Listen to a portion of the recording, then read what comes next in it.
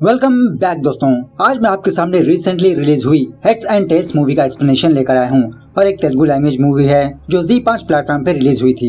Colour photo की जो team है उसी टीम ने इस मूवी को बनाया है और उसी तरह सारे के सारे कैरेक्टर्स इस मूवी में भी काम किया है। डायरेक्टर भाई साहब ने इस मूवी की कहानी को थोड़ा हटके प्रेजेंट किया है। मूवी कैजुअल से चलने लगती है, एंड में जाकर कुछ ट्विस्ट और सस्पेंस रिवील होते हैं और उसी तरह मूवी के दरमियान कुछ हिडन मीनिंग्स भी है। एक्चुअली इस मूवी में 3 लड़कियों की कहानी को दिखाया गया है और तीनों लड़कियों की जिंदगी किस तरह से एक दूसरे से कनेक्ट होती है वो इस मूवी में दिखाया गया है। ओवरऑल से मूवी के बारे में कहे तो वन टाइम वॉचेबल जरूर है। तो चलिए बिना टाइम इसके लेट्स स्टार्ट। और उससे पहले लुटा दो प्यार, फॉलो इंस्टाग्राम। मूवी की शुरुआत में ही पहाड़ियों के बीच एक सुनसान घर को दिखाया जाता है। उसके बाद सीन फिर से उस घर के अंदर शिफ्ट होता है जहाँ पर 2 लोगों को दिखाया जाता है। राइट साइड में एक बंदा काले कपड़े पहनकर कुछ लिख रहा होता है, ये और कोई नहीं भगवान होते हैं। और लेफ्ट में जो बंदा बैठा है वो एक इंसान होता है जो भगवान का इंटरव्यू लेने के लिए यहाँ पर आया है। ये इंसान भगवान से पूछने लगता है, अरे चीफ, मैंने तो कुछ अलग ही एक्सपेक्ट किया था कि आपके हाथ में वीणा होंगे, आपके 4 हाथ होंगे, 3 सर होंगे, सर के ऊपर क्राउन होगा, लेकिन आप तो हमारे जैसे ही है। भगवान कहने लगता है, अब आप लोगों ने हमारी कॉपी कर ली, सो हमको भी अपना स्टाइल चेंज करना पड़ा। वैसे भी हम भगवानों के एक ही रूप नहीं होता, हमारे कई सारे रूप है। जो बंदा जिस तरह से देखना चाहता है उसी तरह से हम उसे नजर आएंगे। तुमको मैं इस अवतार में नजर आया, दूसरे बंदे को दूसरे तरीके से नजर आऊंगा। It depends person to person. उसके बाद इंसान पूछने लगता है, आप इंटरव्यू देने के लिए राजी हो गए, क्या कलयुग भी एंड होने वाला है? भगवान कहने लगता है, वो तो मेरे हाथ में नहीं है, it's all depend upon humans. जैसा इंसानों का बढ़ता होगा उसी तरह से मैं अपने डिसीजंस चेंज करते रहूंगा। उसके बाद वो इंसान भगवान से पूछने लगता है, इंसानों को तो आप ही ने बनाया है ना, आप हमें देखकर कैसा फील करते हैं? भगवान कहने लगता है, जैसा आप लोग कुत्ते, बिल्ली, छोटे बच्चों को देखकर क्यूट सी फीलिंग आती है उसी तरह से मुझे भी तुम लोगों को देखकर क्यूट सी फीलिंग आती है। लेकिन जब जब इंसान लिमिट क्रॉस करते हैं तो मुझे बहुत गुस्सा आता है। शायद 66 मिलियन ईयर्स बैक धरती पर कुछ जानवर अपने लिमिट्स क्रॉस करने लगे, वो देखकर मुझे बहुत गुस्सा आया। इधर उधर देखने पर मुझको ये पेपर वेट नजर आया, बस ये उठा के मैंने धरती पर मारा। बेचारे सारे के सारे डायनासोर्स मर गए। अब धरती खाली है, इसी वजह से मैंने इंसानों को वहाँ पर उतारा। उसके बाद वो इंसान भगवान से तीसरा सवाल पूछने लगता है कि भगवान, व्हाई दिस पैंडेमिक? 1 साल में इतना सारा बदलाव, कितने जिंदगियां बर्बाद हो गई है, कितने सारे लोगों की जान चली गई है, इसके बारे में आप क्या कहना चाहते हो?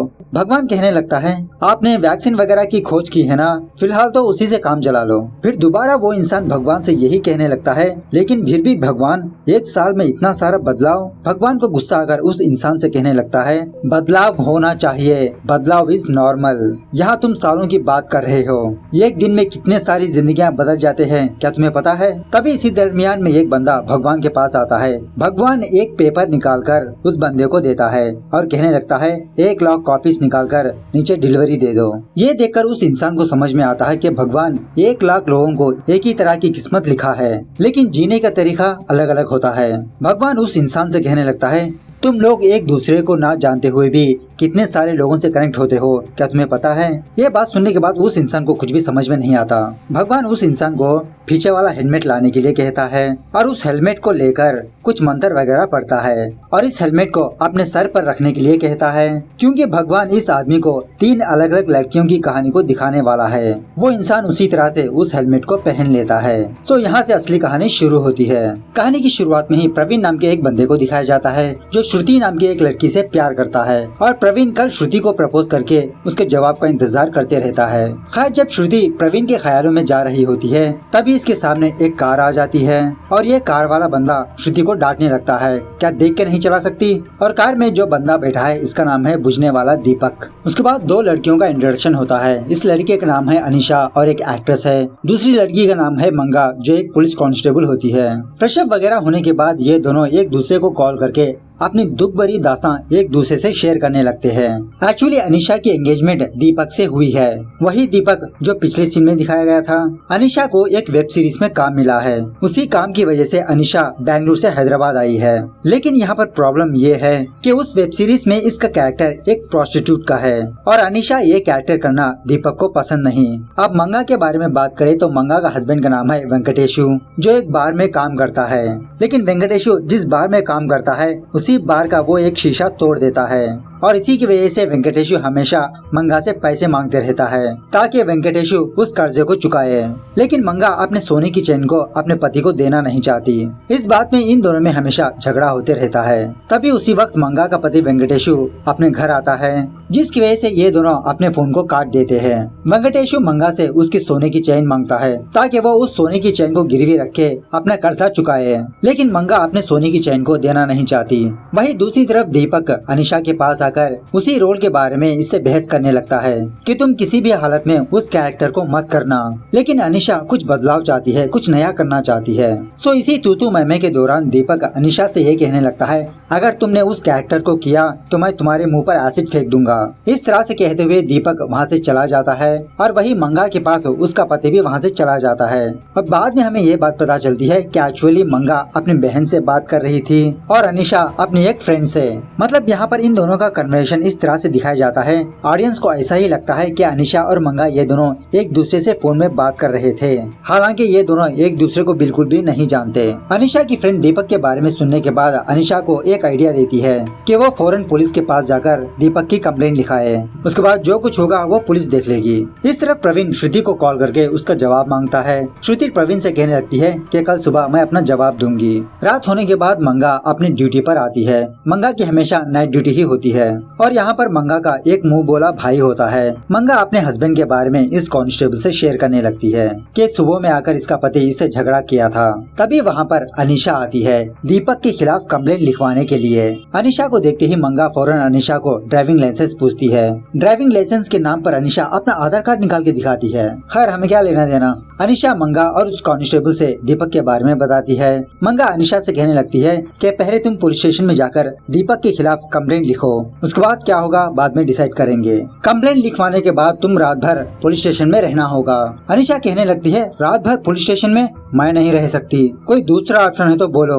एक काम करते हैं, आज रात तुम मेरे गेस्ट हाउस आ जाओ। अरे फ्री में नहीं, मैं तुम्हें कुछ पैसे पे करूंगी। पैसों की बात सुनने के बाद वो कांस्टेबल खोपचे में जाकर मंगा को कॉल करता है और उससे कहने लगता है अरे दीदी अच्छा मौका है, उस लड़की से अच्छे खासे पैसे हड़प लो, तुम्हारे पति की प्रॉब्लम भी सॉल्व हो जाएगी। आज रात तुम लीव रख के उस लड़की के घर जाओ, जो कुछ भी होगा मैं देख लूंगा। उस कांस्टेबल की बात सुनने के बाद मंगा उस कांस्टेबल की बात मान लेती है और वो अनिशा के पास जाकर उसका ऑफर एक्सेप्ट कर लेती है कि आज रात वो उसके गेस्ट हाउस आएगी। अनिशा दारू पीने की वजह से मंगा उसकी कार को ड्राइव करने लगती है।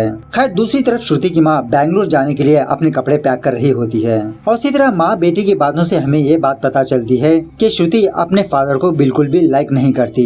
इस तरफ अनिशा मंगा को अपने गेस्ट हाउस लाती है और एक्चुअली ये गेस्ट हाउस अनिशा के एक अंकल का है जो फिलहाल यूएस गया हुआ है। अब अनिशा काम के लिए हैदराबाद आई है, सो अनिशा को इस घर में रहना पड़ता है। खैर अनिशा सो जाने के बाद जब मंगा घर के बाहर पहरा दे रही होती है, वो कांस्टेबल मंगा को कॉल करता है और उसे पूछने लगता है दीदी क्या हुआ। मंगा कहने लगती है अरे कुछ नहीं यार, वो लड़की जाके सो गई और मैं बाहर पहरा दे रही हूँ। कांस्टेबल कहने लगता है अरे दीदी तुम तो पागल हो चुकी हो, कुछ हंगामा वंगामा करो। उस लड़की को लगना चाहिए कि तुमने उसकी जान बचाई, उसकी केयरिंग कर रही हो, तभी तो वो लड़की तुम्हें कुछ पैसे देगी। अब जाओ जाके उस लड़की को उठाओ, खाने के लिए पूछो। तो मंगा उसी तरह से अनिशा के पास जाती है और उसे पूछने लगती है क्या तुमने खाना खाया। अनिशा कहने लगती है नहीं। मंगा कहने लगती है चलो बाहर खाना खा के आते हैं। इस तरफ प्रवीण श्रुति के घर के बाहर आता है और श्रुति को कॉल करता है और एक्चुअली प्रवीण श्रुति के लिए कुछ चॉकलेट्स लाया हुआ रहता है। उसी चॉकलेट्स को श्रुति को देने के लिए यहाँ पर आता है ताकि श्रुति का जवाब भी कुछ मीठा मीठा हो। जब ये दोनों फोन में बात कर रहे होते हैं तभी श्रुति को कार के हॉर्न की आवाज सुनाई देती है। श्रुति समझने लगती है कि इसका फादर घर आया है और प्रवीण को वहाँ से जाने के लिए कहती है, लेकिन बाद में पता चलता है कि वो एक्चुअली श्रुति का फादर नहीं बल्कि उसी रास्ते से अनिशा और मंगा गुजर रहे होते हैं बाहर खाना खाने के लिए। खैर जब ये दोनों उस रेस्टोरेंट में बैठकर खाना खा रहे होते हैं तभी वहाँ पर कलर फोटो का हीरो आता है और इसका नाम है सुहास। इस बंदे का असली नाम भी यही है। सुहास और अनिशा ये दोनों बचपन के फ्रेंड्स हैं। सुहास फिल्मों के लिए कहानियाँ लिखता है, मतलब एक राइटर है और बहुत दिनों बाद इन दोनों की मुलाकात हुई है। अनिशा का हालचाल पूछने पर अनिशा सुहास को अपनी प्रॉब्लम बताने लगती है। यह सुनने के बाद सुहास को बहुत गुस्सा आता है और अनिशा से कहने लगता है चलो मैं भी तुम्हारे साथ आता हूँ, देख लेंगे या वो रहेगा या मैं रहूंगा। अनिशा कहने लगती है नहीं नहीं इसकी कोई जरूरत नहीं है, मेरे साथ कांस्टेबल मंगा है, हम दोनों हैंडल कर लेंगे। खैर जाते जाते सुहास अनिशा से कहने लगता है, तुम्हें थोड़ी सी भी प्रॉब्लम हो तो तुम फौरन मुझे कॉल कर लो, मैं तुम्हारे सामने हाजिर हूँगा। खाना वाना खाने के बाद जब अनिशा और मंगा ये दोनों वापस अपने घर जा रहे होते हैं, अनिशा को दारू पीने की इच्छा होती है। मंगा कहने लगती है, अरे इतनी रात को दारू कहाँ मिलेगी, लेकिन अनिशा मंगा से जिद करने लगती है। मंगा कहने लगती है, ओके ठीक है, मैं आसपास दारू की दुकान को ढूंढती हूँ। इस तरफ श्रुति का फादर अपने घर आता है।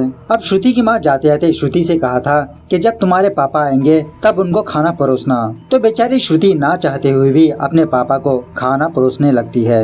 श्रुति का फादर श्रुति से बहुत फ्रेंडली होने की कोशिश करते रहता है, लेकिन श्रुति अपने फादर को हमेशा हेट करती रहती है, उसे अपने से दूर रखती है। कुछ महीनों पहले श्रुति के फादर ने श्रुति को आईफोन गिफ्ट किया था, लेकिन श्रुति अपने पुराने फोन को ही यूज कर रही है। उसकी वजह यह है कि श्रुति के फादर ने उस आईफोन में एक ट्रैकर इंस्टॉल किया हुआ था ताकि श्रुति के मूवमेंट को ऑब्जर्व करे। ये बात श्रुति जान गई थी, इसीलिए श्रुति उस आईफोन को छोड़ के अपने पुराने फोन को इस्तेमाल करती है और इसी की वजह अपने पापा से सीधी तरह से बात नहीं कर रही होती।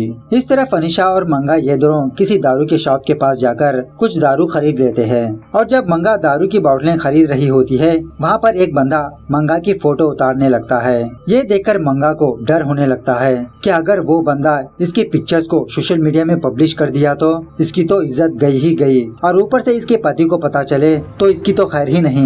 लेकिन अनिशा मंगा को उसकी असली आइडेंटिटी बताने लगती है, अरे मंगा तुम तो एक पुलिस वाली हो, तुम ही डरने लगोगी तो मुझे क्या बचाओगी।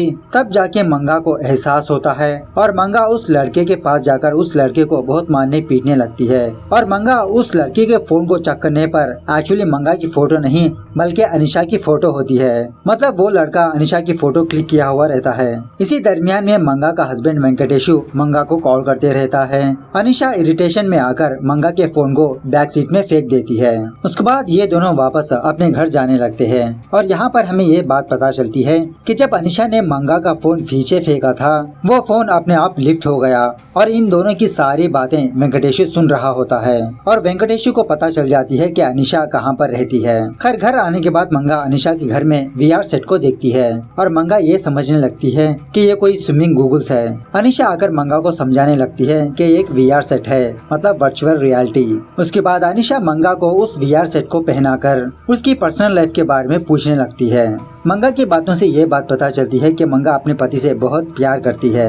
उसके बाद अनिशा की बारी आती है। मंगा अनिशा को वो VR सेट पहनाकर उससे सवालात करने लगती है और अनिशा की कहानी ये है, अनिशा की माँ बाप की लव मैरिज हुई थी। जब अनिशा पैदा हुई उसके कुछ सालों बाद अनिशा के माँ बाप बेवजह झगड़ने लगे। उसी तरह से एक दिन अनिशा का फादर अनिशा को और उसकी माँ को छोड़ के चला गया, मतलब उन दोनों का डिवोर्स हो गया। उसके बाद शायद अनिशा की माँ ने एक और शादी कर ली, लेकिन अनिशा अपने स्टेप फादर को उतना लाइक नहीं करती। इसी दरमियान में अनिशा की जिंदगी में दीपक आया, लेकिन दीपक भी इसके फादर ही की तरह निकला। हमेशा दीपक अनिशा को डांटते रहता है, उसे कंट्रोल करने की कोशिश करते रहता है। इस तरह से बेचारी अनिशा अपने दुख भरी दास्तान मंगा को सुनाकर रोने लगती है। दूसरी तरफ प्रवीण का फ्रेंड प्रवीण को कॉल करके PUBG खेलने के लिए बुलाता है और इसी बातों के दरमियान प्रवीण का फ्रेंड प्रवीण को श्रुति का एक रूमर बताने लगता है कि कुछ सालों पहले श्रुति और रघु नाम के एक लड़के का चक्कर चल रहा था और ऐसा रूमर है कि श्रुति ने रघु को यूज करके उसे छोड़ दिया। श्रुति के बारे में ये बात सुनने के बाद प्रवीण सोच में पड़ जाता है और वो गेम को स्टॉप करके श्रुति के बारे में ही सोचने लगता है। इस तरफ वेंकटेशु अनिशा के घर के पास आ जाता है क्योंकि वेंकटेशु अनिशा और मंगा की बातें सुन चुका होता है। अपने पति को यहाँ पर देखकर मंगा बहुत डरने लगती है, लेकिन अनिशा को एक आइडिया आता है। वो वेंकटेशु के पास जाती है मंगा की हायर ऑफिसर बनकर। अनिशा वेंकटेशु को डांटने लगती है, मैंने सुना है कि तुम अपने पत्नी को मार रहे हो, उसे डरा रहे हो, उससे पैसे मांग रहे हो, कल तुम पुलिस स्टेशन आ जाना, देख लेंगे। लेकिन वेंकटेशु मंगा से कितना प्यार करता है वो अनिशा को समझाने लगता है। ऑफकोर्स अंदर रहकर मंगा वेंकटेशु की सारी बातें सुन रही होती है। मंगा को भी अपनी कुछ गलतियों का एहसास होने लगता है। इस तरह से देखते ही देखते अनिशा और मंगा की अच्छी खासी दोस्ती हो जाती है। खैर प्रवीण के दिमाग में शक का कीड़ा पैदा हो चुका होता है। वो फौरन श्रुति को व्हाट्सएप मैसेज करता है, क्या तुम रघु नाम के किसी बंदे को जानते हो, और बाद में फौरन वो उस मैसेज को डिलीट कर देता है, लेकिन श्रुति उस मैसेज को देख चुकी होती है। श्रुति प्रवीण को रिप्लाई देते हुए उससे कहने लगती है, मैंने सोचा तुम आम लड़कों की तरह नहीं हो, मुझे समझोगे, लेकिन तुम भी मुझ पर शक करने लगे। जो भी हो, मेरा आंसर नो है, बाय। ऐसा कहकर श्रुति प्रवीण के नंबर को ब्लॉक कर देती है। प्रवीण फौरन श्रुति को कॉल करके उससे कहने लगता है, श्रुति प्लीज पहले मेरी बात सुनो, मैंने ये बात किसी के मुंह से सुनी है। तुम कल ठीक 11 बजे कैफे पर आ जाना, हम वहाँ पर बैठ के बात करते हैं, सारी बातें क्लियर होंगी, तभी तो रिलेशनशिप आगे बढ़ेगा ना। श्रुति प्रवीण के बात को मान लेती है। इस तरफ अनिशा को अपने आप हिम्मत आ जाती है और वो मंगा से कहने लगती है, मंगा अब तुम जाओ, जाके सो जाओ, अगर दीपक आया तो मैं उसे हैंडल कर लूंगी। सुबह होने के बाद मंगा वापस अपने घर आती है और ऑफ कोर्स इसके घर में ऑलरेडी इसका पति होता है। मंगा अपने कपड़े वगैरह चेंज करके बिस्तर पे जाके सो जाती है। वेंकटेशु फौरन मंगा के पास आकर उसे खाना खिलाने लगता है, क्योंकि कल से मंगा ने कुछ भी नहीं खाया। और एक्चुअली वेंकटेश मंगा को इसलिए बार बार कॉल कर रहा था क्योंकि आज इन दोनों का मैरिज एनिवर्सरी है और मंगा को विश करने के लिए ही वेंकटेशु अनिशा के घर आया था। इस तरह से ये दोनों एक दूसरे के गिले शिकवे मिटाकर गले लगते हैं, एक दूसरे को अच्छी तरह से समझ लेते हैं। उसके बाद मंगा वेंकटेशु के हाथ अनिशा के लिए ब्रेकफास्ट भिजवाती है। वेंकटेशु को ऑलरेडी पता चल चुका होता है कि अनिशा मंगा की हायर ऑफिसर नहीं है, वो एक एक्ट्रेस है। इसी बातों के दरमियान अनिशा अपने एंगेजमेंट की रिंग निकालकर वेंकटेशु को देती है ताकि वेंकटेशु अपना कर्जा चुकाए। अनिशा कहने लगती है, ये रिंग मेरे लिए कचरे के समान है, इसे बेचकर तुम अपना कर्जा उतार लो। दूसरी तरफ श्रुति और प्रवीण ये दोनों किसी कैफे में मिलते हैं। यहाँ आने के बाद प्रवीण श्रुति को कितना चाहता है वो श्रुति को समझाने लगता है कि श्रुति को क्या पसंद है क्या नहीं पसंद है, कौन से दिन ये कौन से कपड़े पहनती है। इस तरह से प्रवीण अपने प्यार का इजहार करने लगता है। श्रुति प्रवीण के प्यार को देखकर असली सच बताने लगती है कि जो फिलहाल श्रुति के घर में इसका फादर है वो एक्चुअली इसका असली फादर नहीं है। इसके फादर की बचपन में ही मौत हो चुकी थी।